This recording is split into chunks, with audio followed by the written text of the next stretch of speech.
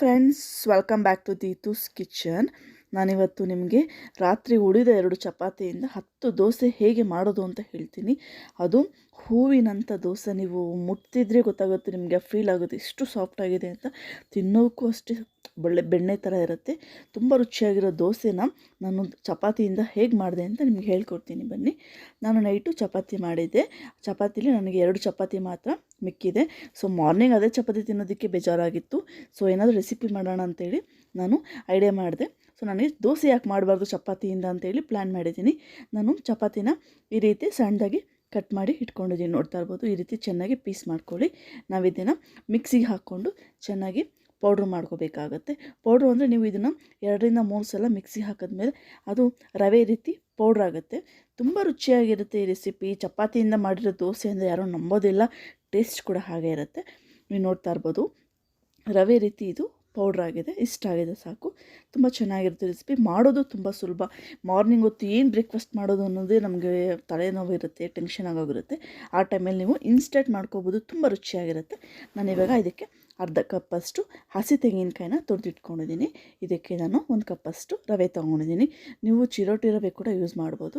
ಇಲ್ಲಿ ನಾನು ಮಾಮೂಲಿ ಉಪ್ಪಿಟ್ಟು ರವೆ ತೊಗೊಂಡಿದ್ದೀನಿ, ಅಂದರೆ ಮಾಮೂಲಿ ರವೆ ತೊಗೊಂಡಿದ್ದೀನಿ. ನೋಡಿ, ಈಗ 1 ಕಪ್ಪಷ್ಟು ರವೆ ಹಾಕ್ಕೊಂಡಿದ್ದೀನಿ. ನಾನು ಇದಕ್ಕೆ ಅರ್ಧ ಕಪ್ಪಷ್ಟು ತೆಂಗಿನ ತುರಿ ತುರ್ಕೊಂಡಿದ್ದೀವಲ್ಲ ಅದು ಹಾಕ್ಕೊಳ್ತಾ ಇದ್ದೀನಿ. ಇದ್ರ ಜೊತೆಗೆ ನಾನು ಏನು ಪೌಡ್ರ್ ಮಾಡ್ಕೊಂಡಿದ್ದೀವಲ್ಲ ಚಪಾತಿದು, ಅದು ಕೂಡ ಮಿಕ್ಸ್ ಮಾಡ್ಕೋಬೇಕಾಗತ್ತೆ. ನೋಡಿ, ಈ ರೀತಿ ಚೆನ್ನಾಗಿ ಮಿಕ್ಸ್ ಮಾಡ್ಕೊಳ್ಳಿ. ಇದಕ್ಕೆ ನಾನು ಪೌಡ್ರ್ ಹಾಕ್ಕೊಳ್ತಾ ಇದ್ದೀನಿ, ಚಪಾತಿ ಪೌಡರು. ಯಾರೂ ನಂಬೋದಿಲ್ಲ ರೀ, ನಾವು ಚಪಾತಿಯಿಂದ ದೋಸೆ ಮಾಡಿದ್ದೀವಿ ಅಂದರೆ ನಂಬೋದೇ ಇಲ್ಲ. ಹೇಗೆ ಅಂತ ಕೇಳ್ತಾರೆ. ಆ ಕ್ಯೂರಿಯಾಸಿಟಿ ಏನು ಅಂತ ಗೊತ್ತಾಗಬೇಕು ಅಂದರೆ ಅವ್ರು ಈ ವಿಡಿಯೋ ನೋಡಬೇಕಾಗತ್ತೆ. ನೋಡಿ, ಈ ರೀತಿ ಚೆನ್ನಾಗಿ ಮಿಕ್ಸ್ ಮಾಡ್ಕೋಬೇಕು. ನೀವು ಮಿಕ್ಸ್ ಮಾಡ್ಕೋಬೇಕಾದ್ರೆ ನಿಮಗೆ ಇದು ಯಾವ ಥರ ಅನಿಸುತ್ತೆ ಅಂದರೆ, ಧರ್ಮಸ್ಥಳದಲ್ಲಿ ಪ್ರಸಾದ ಕೊಡ್ತಿದ್ರಲ್ವ, ಅದೇ ರೀತಿ ನಿಮಗೆ ಕಾಣುತ್ತೆ. ಈ ರೀತಿ ಚೆನ್ನಾಗಿ ಮಿಕ್ಸ್ ಮಾಡ್ಕೊಳ್ಳಿ. ನೋಡಿ, ಈ ರೀತಿ ಇದನ್ನು ನಾವು ಸ್ವಲ್ಪ ಹೊತ್ತು ನೆನೆಯಕ್ಕೆ ಬಿಡಬೇಕಾಗತ್ತೆ. ನೆನೆಯಕ್ಕೆ ಮುಂಚೆ ಸ್ವಲ್ಪ ಚೆನ್ನಾಗಿ ಅದನ್ನು ಮಿಕ್ಸ್ ಮಾಡಿಕೊಂಡು, ನಾನು ಇದಕ್ಕೆ ಇವಾಗ ಒಂದು ಅರ್ಧ ಕಪ್ಪಷ್ಟು ನಾನು ಮೊಸರು ತೊಗೊಂಡಿದ್ದೀನಿ. ತುಂಬ ಚೆನ್ನಾಗಿರುತ್ತೆ. ನೀವು ಮೊಸರು ಬೇಡ ಅಂದರೂ ಕೂಡ ಸ್ಕಿಪ್ ಮಾಡ್ಬೋದು, ಏನು ಪ್ರಾಬ್ಲಮ್ ಇಲ್ಲ.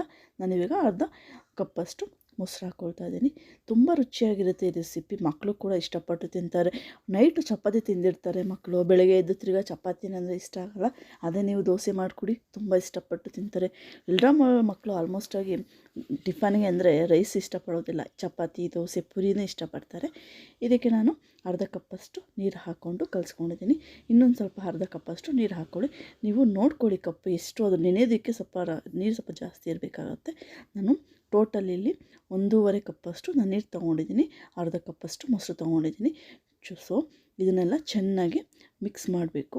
ನಾವು ಇದನ್ನು ಒಂದು 15-20 ನಿಮಿಷಗಳ ಕಾಲ ನೆನೆಯಬೇಕು. ನೋಡಿ, ಈ ರೀತಿ ಚೆನ್ನಾಗಿ ಮಿಕ್ಸ್ ಆಗಬೇಕು. ತೆಂಗಿನಕಾಯೆಲ್ಲ ಹಾಕಿರ್ತೀವಲ್ಲ, ಚೆನ್ನಾಗಿ ಮಿಕ್ಸ್ ಆದಮೇಲೆ 15-20 ನಿಮಿಷಗಳ ಕಾಲ ಅದು ಚೆನ್ನಾಗಿ ನೆನೆಯಬೇಕು. ನೋಡಿ, ಇವಾಗ ನೆಂದಿದೆ, ಚೆನ್ನಾಗಿ ನೆಂದಿದೆ. ಇಷ್ಟಾಗಿದೆ ಸಾಕು. ನೋಡಿ ಎಷ್ಟು ಚೆನ್ನಾಗಿ ಬಂದಿದೆ ಅಂಥೇಳಿ. ಇನ್ಸ್ಟೆಂಟ್ ಮಾಡ್ಕೋಬೋದು ನೀವು. Within half an hour. ಬೆಳಗ್ಗೆ ಎದ್ದು ಲೇಟ್ ಆಗಿರುತ್ತೆ, ಆ ಟೈಮಲ್ಲಿ ಏನು ಟಿಫನ್ ಮಾಡಬೇಕು ಅಂತ ಗೊತ್ತಾಗೋದಿಲ್ಲ. ಸೊ ಈ ರೀತಿ ಮಾಡಿಕೊಂಡ್ರೆ ನಿಮಗೆ ವಿತಿನ್ ಹಾಫ್ ಆನ್ ಅವರಲ್ಲಿ ಟಿಫನ್ ರೆಡಿ ಆಗುತ್ತೆ.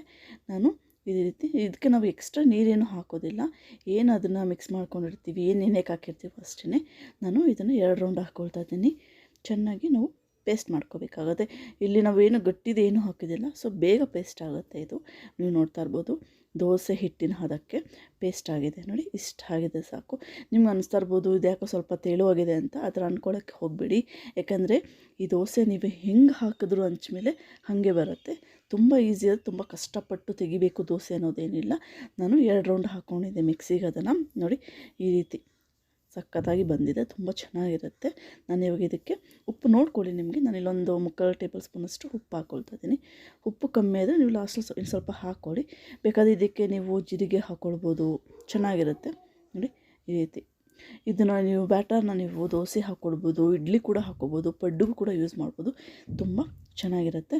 ಇದರ ಟೈಮಲ್ಲಿ ನಾನೀಗ ಹಂಚ ಮೇಲೆ ಸ್ವಲ್ಪ ಎಣ್ಣೆ ಹಾಕಿ ಬಿಸಿ ಮಾಡ್ಕೊಳ್ತೀನಿ. ಹಂಚು ಚೆನ್ನಾಗಿ ಕಾದಿದೆ. ಇವಾಗ ನೀವು ನೋಡ್ತಾ ಇರ್ಬೋದು, ನಾನು ದೋಸೆ ಹಾಕ್ತಾಯಿದ್ದೀನಿ. ತುಂಬ ಸುಲಭ ಮಾಡೋದು, ತುಂಬ ರುಚಿಯಾಗಿರುತ್ತೆ. ಎಷ್ಟು ರುಚಿಯಾಗಿರುತ್ತೆ ಅಂದರೆ ನೀವು ಮನೇಲಿ ಒಂದ್ಸಲ ಟ್ರೈ ಮಾಡಿ ನೋಡ್ಬಿಟ್ಟು ನನಗೆ ಹೇಳಿ ಹೇಗೆ ಬರುತ್ತೆ ಅಂತೇಳಿ. ಅಷ್ಟು ಚೆನ್ನಾಗಿರುತ್ತೆ. ನೋಡಿ, ಈ ರೀತಿ ದೋಸೆನ ಹಾಕ್ಬಿಟ್ಟು ಚೆನ್ನಾಗಿ ಇದನ್ನು ನಾವು ಲೋ ಫ್ಲೇಮಲ್ಲೇ ಮಾಡ್ಕೋಬೇಕು. ಮೀಡಿಯಮ್ ಅಥವಾ ಹೈ ಫ್ಲೇಮ್ ಇಡೋಕ್ಕಾಗಲ್ಲ. ಯಾಕಂದರೆ ನೀವು ಹೈ ಫ್ಲೇಮ್ ಇಡೋಕ್ಕೆ ಹೋದರೆ ಕೆಳಗಡೆ ಮಾತ್ರ ಬೆಂದಿರುತ್ತೆ, ಬಟ್ ಒಡೆ ಬೆಂದಿರೋಲ್ಲ, ಮೇಲ್ಮೇಲೆ ಮಾತ್ರ ಬೆಂದಿರುತ್ತೆ, ಸೀದೋಗೋ ಚಾನ್ಸಸ್ ಇರುತ್ತೆ. ಲೋ ಫ್ಲೇಮಲ್ಲೇ ನೀವು ನಿಧಾನವಾಗಿ ಬೇಯಿಸ್ಕೊಳ್ಳಿ. ನೋಡಿ ಈ ರೀತಿ ಎಷ್ಟು ಚೆನ್ನಾಗಿ ಬರುತ್ತೆ ಅಂದರೆ ಯಾರೂ ನಂಬೋದಿಲ್ಲ ಚಪಾತಿಯಿಂದ ಮಾಡಿರೋ ದೋಸೆ ಅಂತಂದರೆ ಅಷ್ಟು ಚೆನ್ನಾಗಿರುತ್ತೆ. ನೋಡಿ ಅದೇ ರೀತಿ ನೀವು ಈ ಬ್ಯಾಟರ್ನ ನೀವು ಹೆಂಗೆ ಹಾಕಿದ್ರೆ ನಿಮಗೆ ದಪ್ಪ ಕೂಡ ಹಾಕ್ಕೊಳ್ಬೋದು. ಇಲ್ಲ ನಾನು ತೆಳ್ಳಗೆ ಹಾಕ್ಕೋಬೇಕು ದೋಸೆ ಅಂದರೆ, ಇಲ್ಲ ನಾನು ರೊಟ್ಟಿ ಥರ ನಾನು ಹಾಕ್ಕೋಬೇಕು ಅಂದರೆ ನೀವು ಯಾವ ರೀತಿ ಹಾಕ್ತಿರೋ ಆ ರೀತಿ ದೋಸೆ ಬರುತ್ತೆ. ತೆಗಿಯೋದು ತುಂಬ ಕಷ್ಟನೇ ಅಲ್ಲ. ನೀವು ನೋಡ್ತಾ ಇರ್ಬೋದು, ಮಾಮೂಲಿ ದೋಸೆ ಇದ್ದರೆ ನಾವು ಕಷ್ಟಪಡ್ತೀವಿ ದೋಸೆ ತೆಗಿಯೋದಕ್ಕೆ, ಬಟ್ ಇಲ್ಲಿ ಆ ಥರ ಏನೂ ಪ್ರಾಬ್ಲಮ್ ಇಲ್ಲ. ಎಷ್ಟು ಸುಲಭವಾಗಿ ಬರುತ್ತೆ ಅಂದರೆ ತುಂಬ ರುಚಿಯಾಗಿರುತ್ತೆ. ಮಕ್ಕಳಂತೂ ಇಷ್ಟಪಟ್ಟು ತಿಂತಾರೆ. ಕೆಲವ್ರು ಮಕ್ಕಳು ದೋಸೆ ಚಪಾತಿನೂ ತುಂಬ ಇಷ್ಟಪಡ್ತಾರೆ. ಈ ವಿಡಿಯೋ ಇಷ್ಟ ಆದರೆ ಈಗಲೇ ಸಬ್ಸ್ಕ್ರೈಬ್ ಮಾಡಿ. Thanks for watching.